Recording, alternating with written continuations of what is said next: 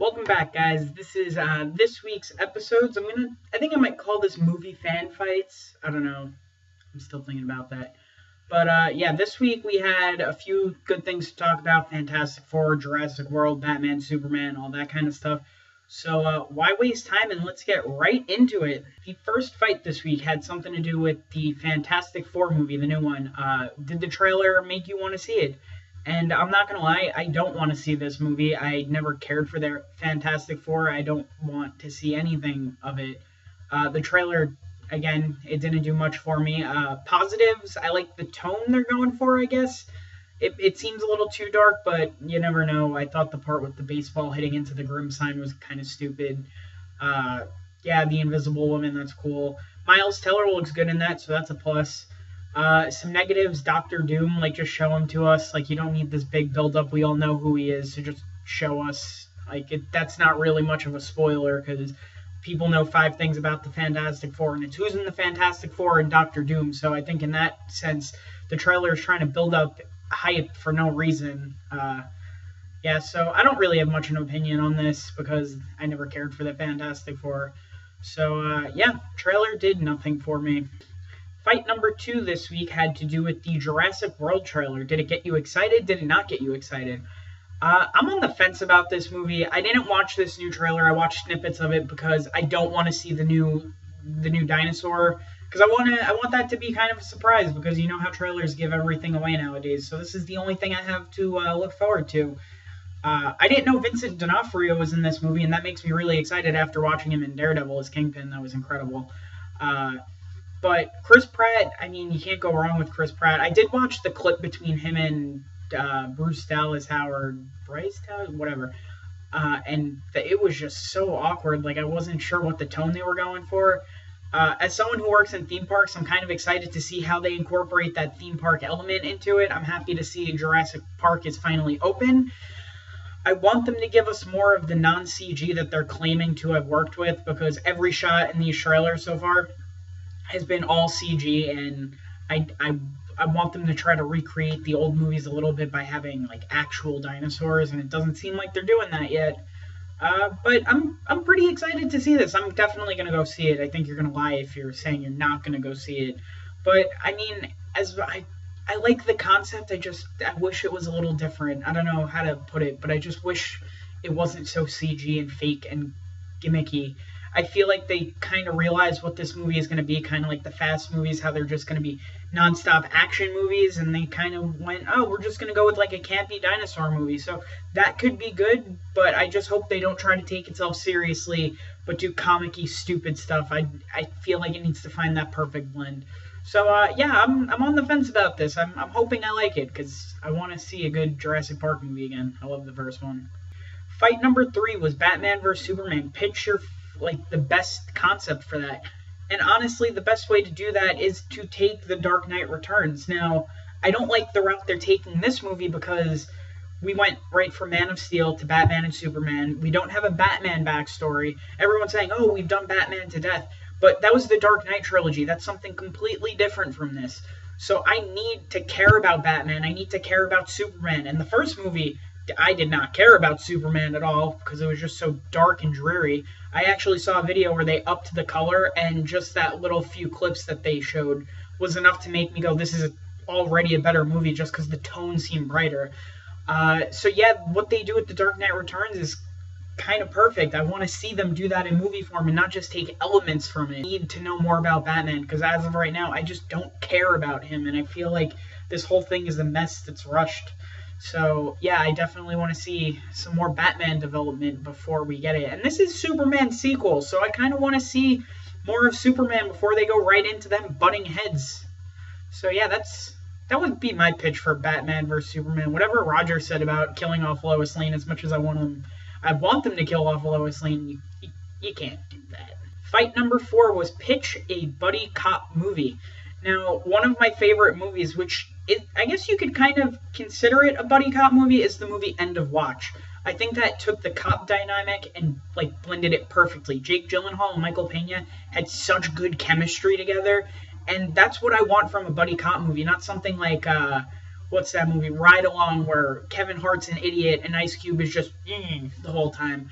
Like, I want to see something that's fun, but like they don't have to do anything stupid, and it can just be a good buddy cop movie. So for that, I'm pitching Hugh Jackman and Bradley Cooper, two really great actors that I think would have great chemistry together and just want to have fun and do a not so serious movie for once.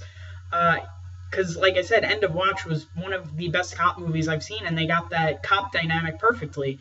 I would love to see Eddie Murphy and Donald Glover do a movie, but I'm kind of over Eddie Murphy. The SNL 40th anniversary, if that's any indication of Eddie Murphy, he's just going to stand there and go. And I think he's done with movies for now. Mandroid and RoboCop, that's cool, I guess. Maybe for a sci-fi movie. But The Rock and Hannibal Buress, I feel like I think we already have a Rock movie coming with Kevin Hart as a buddy cop, so I don't really want to see that. I want to see two actors just have fun, and they don't have to be one stupid, one smart. Like, they could just both be smart and have great chemistry and be great buddy cops. So yeah, that's my pick for a buddy cop movie. My pick for a biopic that hasn't been made yet, and I really want to see this, because not many people know of Robin Williams' backside, so I'm going to pick a Robin Williams biopic played by Jamie Costa. He just released that Impressions video, and not only does he look like him, but he sounds exactly like him, and he has all of the mannerisms down, so that alone would be the perfect Robin Williams. But after Robin Williams died, a lot of people didn't know he was depressed. Like, I've kind of known that because over the years in his interviews, he's always said these dark things that people kind of just brush away.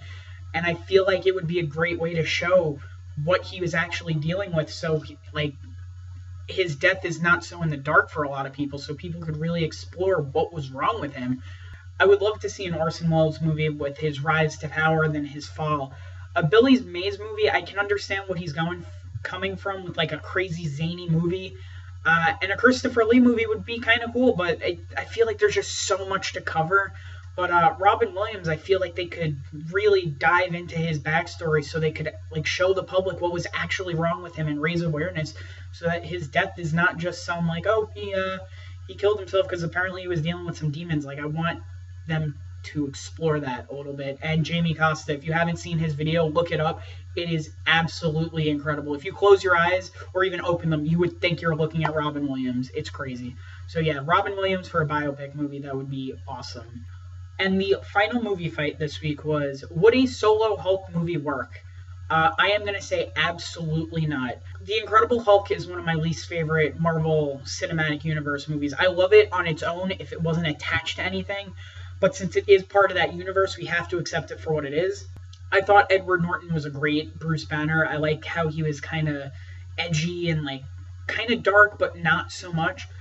I'm not really a fan of Mark Ruffalo because in the Avenger movies so far, all they give him are a couple of one-liners, and he has great chemistry. I feel like he hasn't proven himself, and I hated how the Hulk is always changing in every movie we watch. In the Incredible Hulk, he was kind of beastly, but he could kind of control himself. But then in the Avengers, he was just, I'm always angry, and then he like transforms, and then he's like, oh, puny god. So like, I don't want to see the Hulk just walk around and talk. I kind of like how he's animalistic, but he can, like, he knows what the threat is, and he knows who he's fighting with.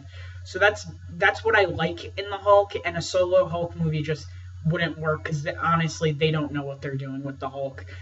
World War Hulk movie would be cool, but that would just be a CGI fest, and I don't really care to see that. I would like to see them go into that storyline, but as of now, with what the Hulk is, I'm just going to stick with the Planet Hulk cartoon.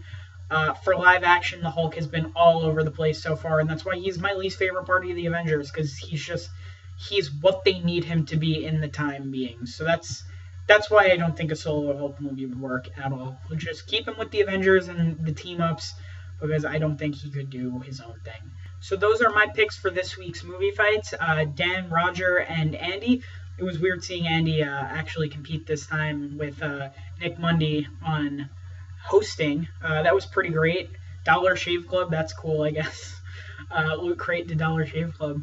But yeah, it's nice to see Dan won again. He really pulled through.